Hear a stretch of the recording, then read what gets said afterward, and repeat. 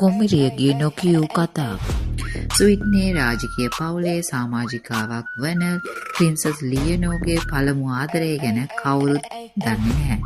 සාමාන්‍ය තරුණයන් තමන්ගේ ක්‍රෂ් එක ගැන සමාජ මාධ්‍යවල කතා කරන විට ලියනෝර්ගේ ජීවිතය වෙනස්. රාජකීය නීති සම්ප්‍රදායන් සහ වගකීම් අතර ඇය හැදී වැඩුණා. පාසලේදී ඇයත් අනෙක් දරුවන් වගේම හිනා වුණා. යාළුවන් එක්ක කාලය ගත කළා. අනාගතය ගැන සිහින දැක්කා. නමුත් ඇය ගන්නා සෑම පියවරක්ම ලෝකයේ අවධානයට ලක් වුණා.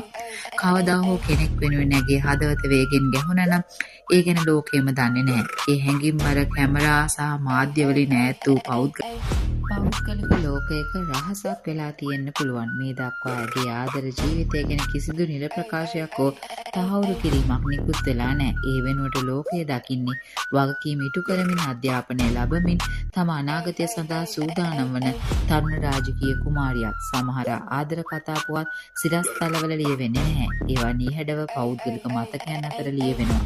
සමහර විට කුමරිය ලියනෝගේ කතාවත් එවැනිම කතාවක් විය හැකියි.